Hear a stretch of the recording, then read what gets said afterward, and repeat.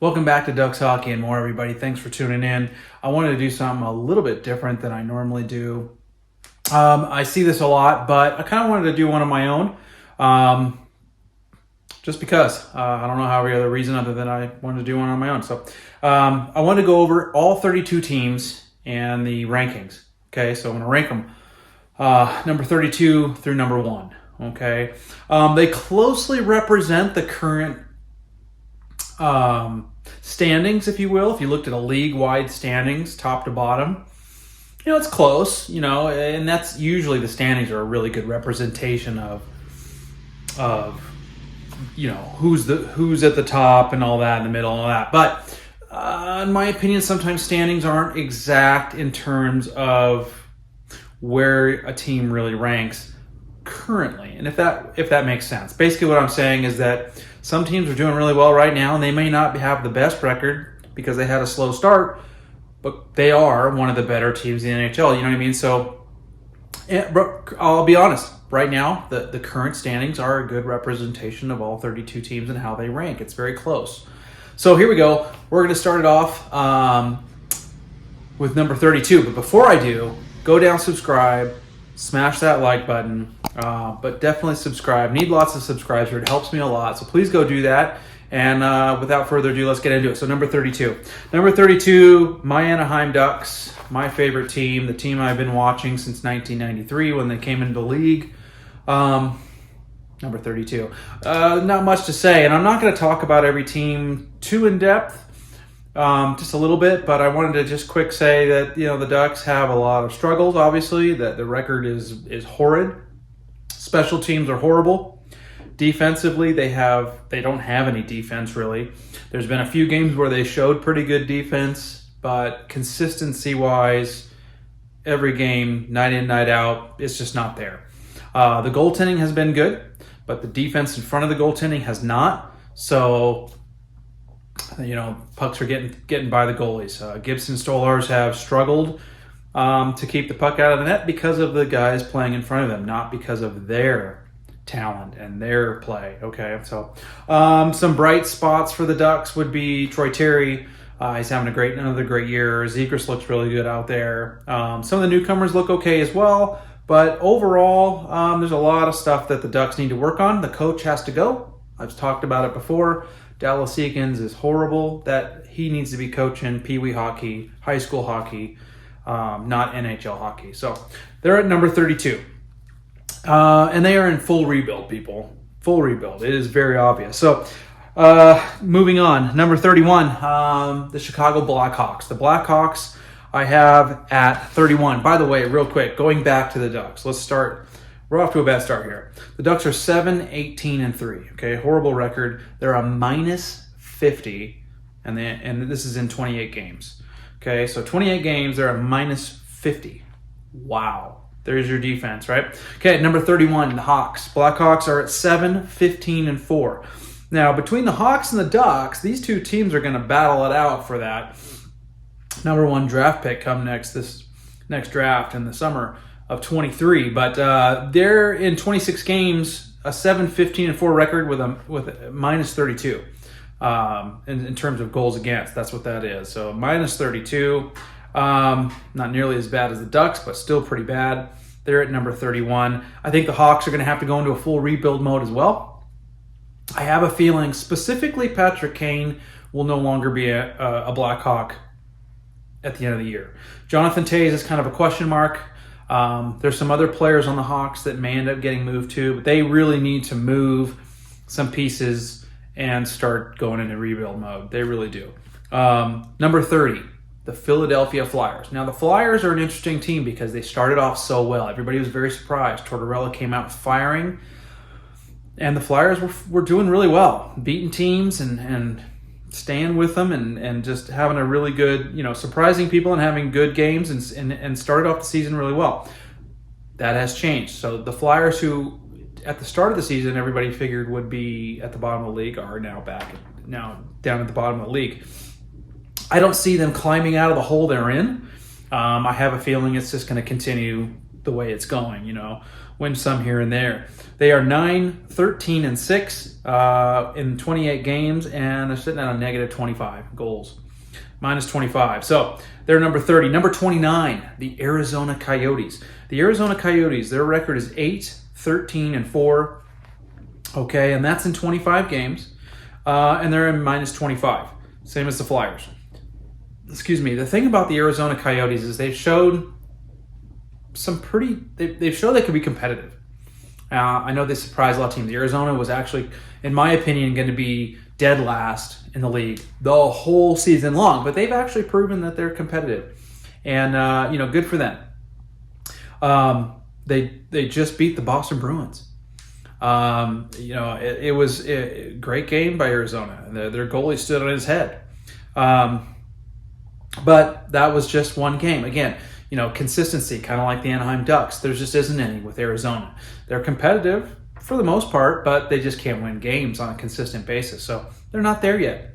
All these teams that we're talking about right now in this bottom 5, bottom 6 are basically teams that are in full rebuild mode, or if they're not yet, they need to be. So Arizona, number 29. Number 28, the Columbus Blue Jackets. Columbus Blue Jackets, their current record is 9-15-2. They're a negative 32, and that's in 26 games so far. So Columbus, look, Johnny Hockey, Patrick Laine, they don't have a terribly bad team. They've got a couple of stars in those two that can put the puck in the net. I feel like their record, it should be better than it is. Obviously, they're going to have to make some changes. We'll see how many changes they make before the trade deadline coming up in March. They're going to have to tweak things a little bit more. Adding Johnny Hockey, that was a big thing, and maybe he's regretting it now. Who knows? But adding him helps them a lot, but they're still missing stuff. Obviously, they're still not there yet. So Columbus is at number 28. Number 27, the San Jose Sharks. The San Jose Sharks' current record is 9-16-5. They're at minus 17, which isn't too bad considering they're at number 27. And that's in 30 games. They played a lot of games. San Jose, they're pretty competitive. They stay in games, you know what I mean? And they give their team a shot to win. Obviously, Erik Karlsson's having an incredible year, probably a career year for him. At the pace he's currently at, he is going to just blow defensive point totals out of the water and be right up there with some of the upper echelon defensemen, offensive defensemen in the league over the years that have put up big numbers. He's on a tear, and he's kind of carrying him on his back right now. Unfortunately, you can't do it with one. Timo Meier's doing okay, but Logan Couture's not having the greatest of year. Their goaltending's questionable, and the defense is questionable, so they can't keep the puck out of the net as much as they need to. They're capable of putting it in the net, that's for sure. But San Jose is at number 27. Number 26, the St. Louis Blues. Number 26. They are currently 12-15. They have no overtime or shootout anything. 12-15. They're a minus 23, and that's with 27 games. Look, St. Louis came out of the gate hot, won like 3 straight for whatever it was. Then they went on this horrible losing streak. Then they turned it around, started winning again, and now they're just kind of petering along. I don't know what it is about the Blues. They have a really good team. They've got a really good goaltender in Binnington, even though he's had some issues this year. I think it's just consistency for them. I don't know what's going on in St. Louis, but with the way they're playing right now, they are number 26. Number 25, I have the Ottawa Senators. The Ottawa Senators, 11-14-2, minus 6. That's not bad, guys. They're a minus 6, and that's in 27 games. Look, Ottawa's got some really good weapons. They've got some really good young guys. They're bringing up through the system, and they're getting better and better. I don't know. They've turned it around a little bit. They're starting to kind of get closer to that 500 mark. They're a much better team than their record was a little while ago when looked like they were going to end up at the bottom of the league like the Ducks are now. But Ottawa's kind of getting. You might see them in a higher ranking in the next couple of weeks. So they're number 25. Number 24, the Vancouver Canucks. Vancouver. Here's a team that just had a horrible start to the season. They are currently sitting at 12, 13, and 3. They are one game away from being 500. Didn't think that was going to happen based on their start. They're at minus 12 in 28 games. So Vancouver's starting to win games. I still think they have the defensive issues, goaltending issues, consistency-wise. Hey, if they can shore that up enough, there's no short. I mean, look at what Bo Horvat's done this year. They've got Pettersson. They've got some really good Besser. Really good players that can put the puck in the net. Bruce Boudreau is a good coach. They should have a much better record than they do, and it's starting to come around. Maybe they can make it happen. We'll see. There's still time for them. They just need to go on a really good winning streak and get well above 500, climb those Pacific Division standings, and maybe they have a shot. Currently sitting at number 24. Number 23, the Nashville Predators. Their record is 12, 11, and 2. They're one game over 500. They're at a minus 11, and that's in 25 games so far. Nashville, I don't see them. They're not the team that I thought they would be this year. I don't know what else to say, really. They've got a great goaltender. They've got good defense. They've got offensive players. I think they'll probably crank it up and turn it around, I think, this year. Maybe the second half will be more a Nashville Predator, they'll turn it around. I don't know. We'll see. They're just kind of floating around in la-la land right now. So that's Nashville there. At number 22, the Montreal Canadiens. Montreal is currently sitting at 13, 12, and 2. They're a minus 14, and that's 27 games they've played. Montreal, one game over 500. They've done pretty well. They're just kind of hanging in there. Maybe they can crank it up. Maybe they'll just flop. Who knows? Second half of the season's coming, people. It's coming really soon. After the holidays, we get into that time of the year. It's like, okay, here we go.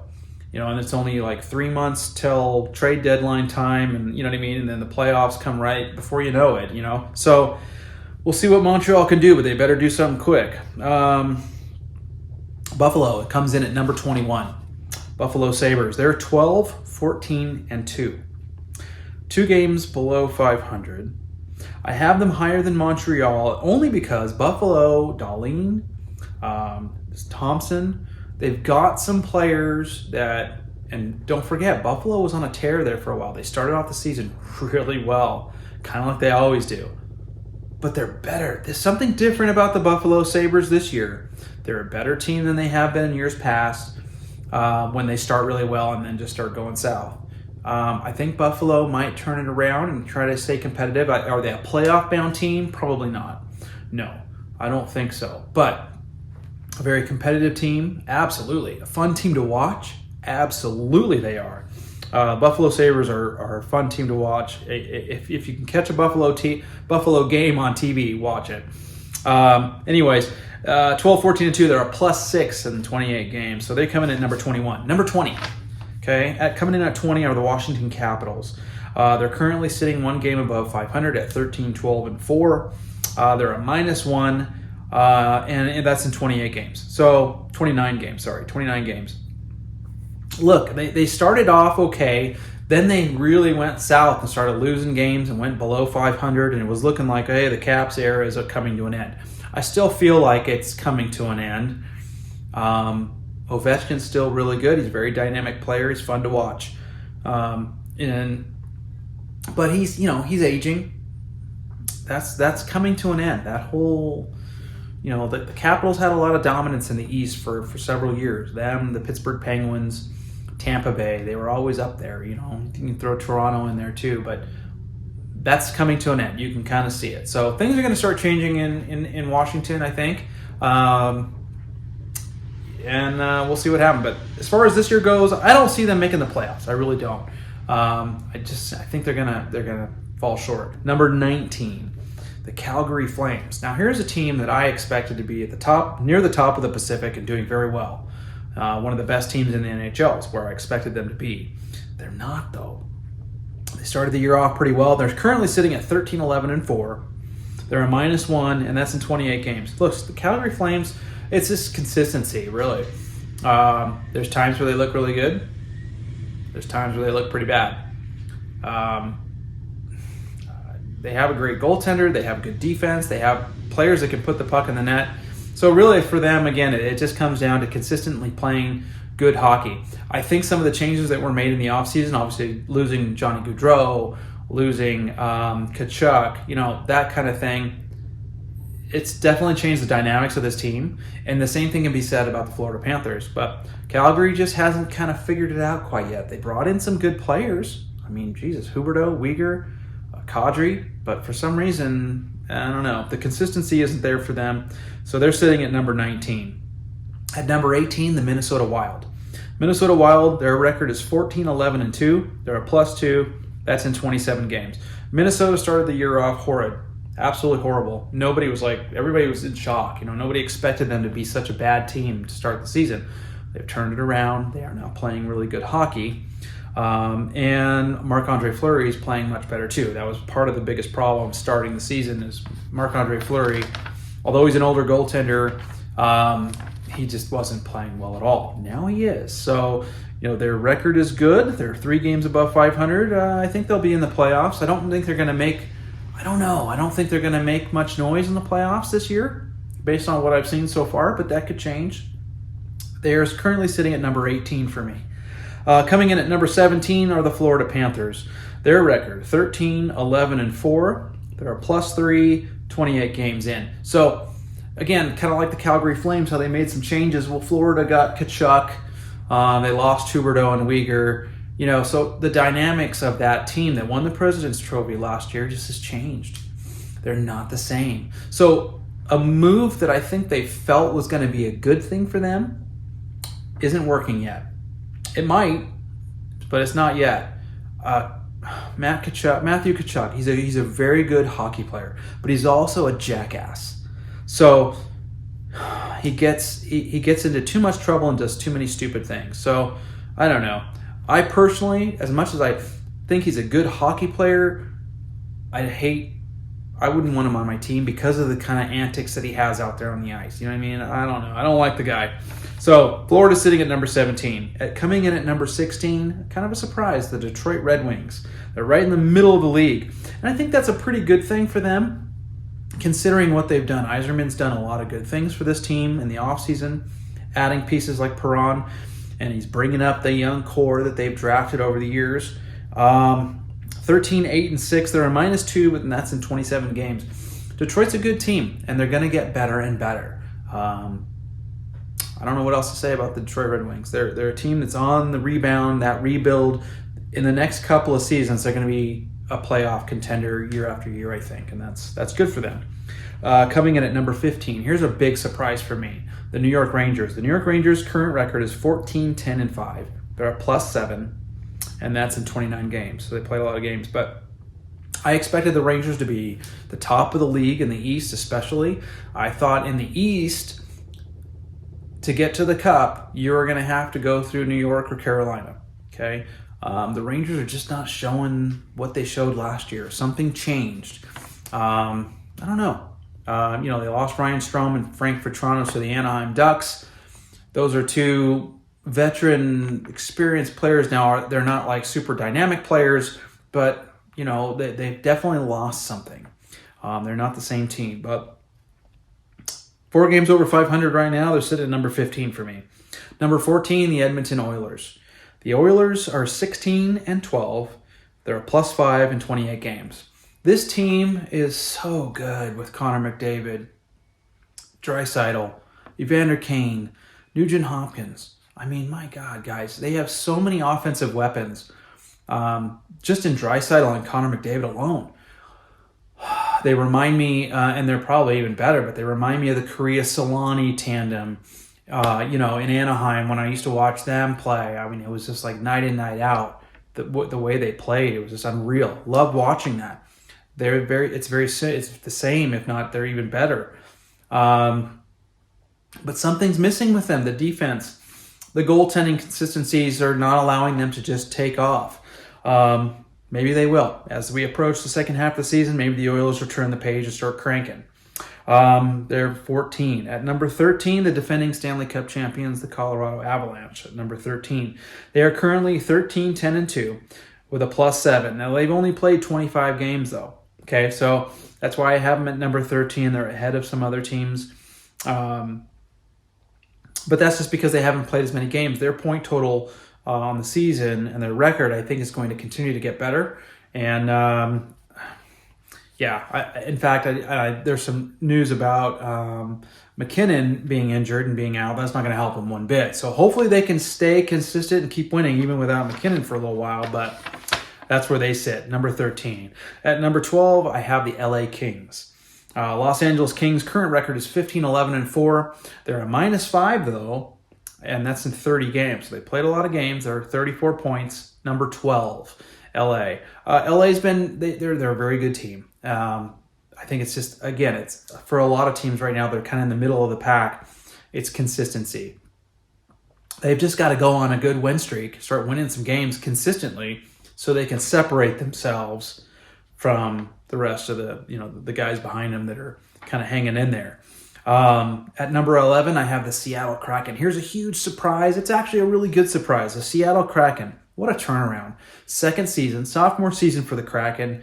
Ron Francis has done wonders with this team. Off-season changes and adds. The coach, Hackstall's, I don't know what to tell you. They're gelling. They're playing well. They're a great team. They're fun to watch, too. Seattle's record is 15, 8, and 3. They're a +8 on goal differential, 26 games in, and they're at 33 points. Number 11, the Seattle Kraken. That's awesome. I'd like to see them get into the top 10. That'd be awesome. Number 10, the New York Islanders. New York Islanders are 17 and 12. Okay, they're a +12. And I'll tell you why in a second why they're +12. That's 29 games in, 34 points. Look, Sorokin, their goaltender, is money. That guy is so good. Okay, he has got Vezina written all over him this year if he continues to play the way he's playing. He is the reason the New York Islanders are sitting in the position they're at 17 and 12, and number 10 for me in the power rankings. It's all about Sorokin. That guy is money. Easily, hands down, right now, the best goaltender in the league. He is good. Okay, so they're at number 10. Number 9, the Pittsburgh Penguins. Penguins are 16, 8, and 4. They're a +17 in goal differential, 28 games in, 36 points on the year right now. Number 9. Now listen, they started off the year good, then they went on a losing streak, and everybody was like, "Whoa, what's happening in Pittsburgh?" Well, that changed real quick.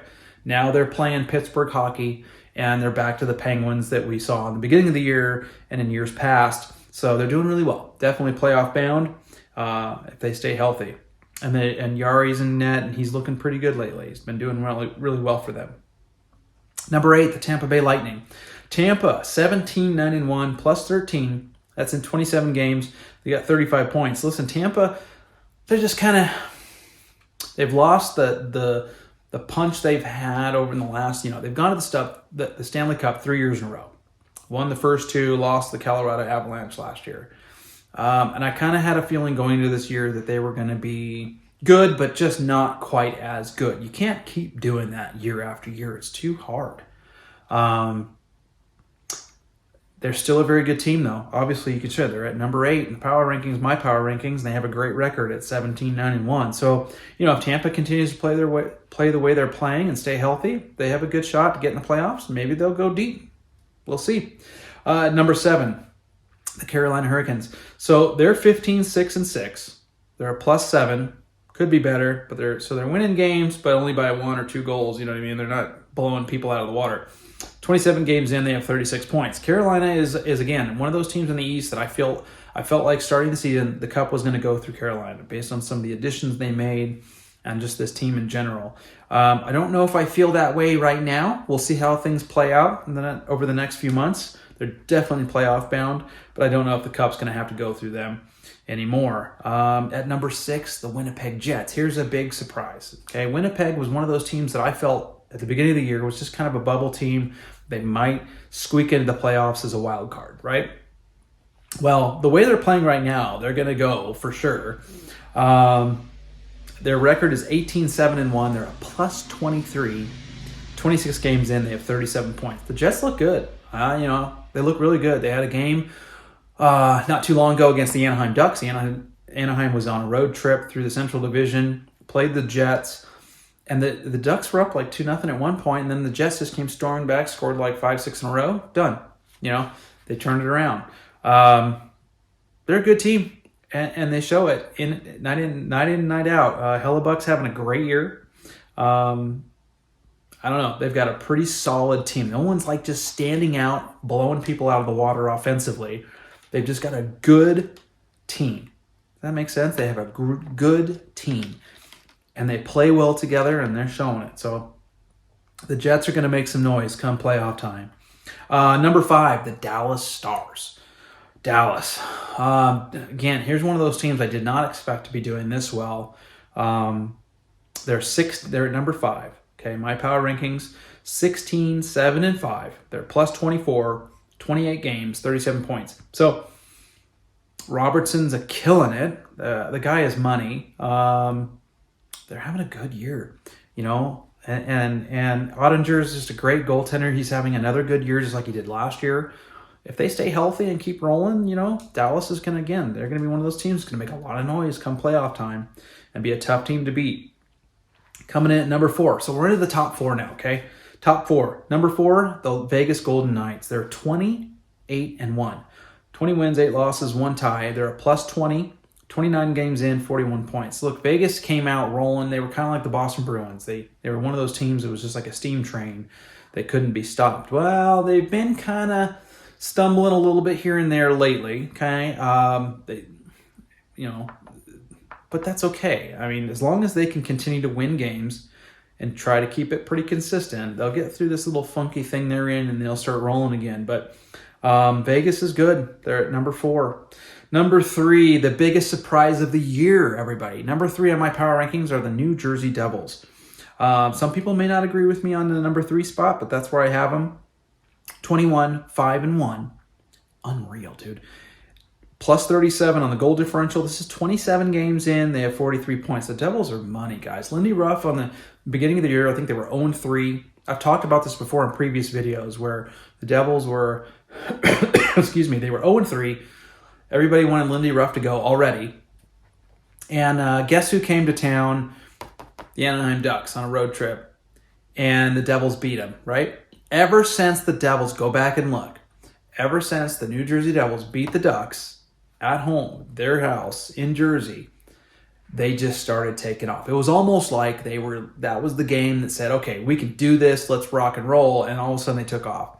I don't know if that's what it was, but it seems like ever since that win against the Ducks early on in the season, they've been unstoppable ever since. Jack Hughes is having an amazing year. I think goaltending is the question mark for them. It's doing really well right now, but can they consistently stay in that position as far as record and goaltending, keeping them in games and keeping they can put in the puck in the net. That's not a problem. We're seeing that big time, especially with the goal differential plus 37. Okay, but consistency on goaltending is huge. If they can. That tandem can continue to roll the way they're going, New Jersey's going to do really well this year. Now, the only thing is that playoffs. This is not a playoff-tested team. This group, if and when they get into the playoffs, it looks like they're going to the playoffs this year, that's where you really start to learn how good you are, right? And it's probably going to take a couple years of going into the playoffs and missing, getting beat, to finally get over that hump and go deep in the playoffs. So we'll see how they do, but the Devils look good. Number 3. Number 2, the Toronto Maple Leafs. Okay, the Maple Leafs, 18, 5, and 6. They're a plus 23, 29 games in, 42 points. Listen, Toronto started the year off well, then they went on a West Coast road trip, and I thought, holy crap, they lost Matt Murray. The Maple Leafs are done because their defense isn't good enough. And they're goaltending without Matt Murray, even though Matt Murray to me was kind of a question mark going into the year. They're a first-round team. They always lose first round, right? Toronto fans hate it. They can't stand it. Toronto, if you're a Toronto fan and you're watching this right now, you know what I'm talking about. Right now, the Toronto Maple Leafs are rolling. They look good. Matt Murray looks good. If they stay healthy, this team is definitely going playoffs, but they're going to make a push, and they should go deep. But it's all up to Matt Murray. So Matt Murray, if you're watching, Toronto fans, if you're watching, man, it's all up to you, buddy. Matt Murray. Matt Murray is the answer for the Leafs if they're going to try and go deep. And I think he can do it. He just has to stay healthy. So number 2, the Toronto Maple Leafs. And number 1, of course, the Boston Bruins. Boston Bruins are money. Straight up. They have such a good team right now. They're playing so well together. It's unbelievable. They're a dynamic team to watch. They're fun to watch. Defensively, they're good. I think getting Hampus Lindholm in a trade deadline from the Ducks last season was huge for them. Absolutely monstrous for them because he has really helped the back end. And you can see by the Ducks losing a Hampus Lindholm, the Ducks have troubles now on the back end. Is he the difference maker for them and why they're so good this year? No, but he is going to help them go deep. Goaltending, Olmark, he's been good. If he stays healthy, they should go deep. I see Boston being easily Eastern Conference final champions if they continue to play the way they're playing and stay healthy. They probably will go to the Cup unless somebody comes out of nowhere and beats them. But Boston is money right now, and they look good. So there you go. There's your 32 teams and power rankings, my power rankings of all 32. Hey, if you disagree, agree, have any comments based on anything that I've talked about on those teams, go down and let me know in the comments for sure. I want to hear it. Love talking to you guys and responding. And don't forget to subscribe, smash the like button, and always stay tuned for new Ducks hockey and more content. Okay? Thanks for watching, guys. See you next time.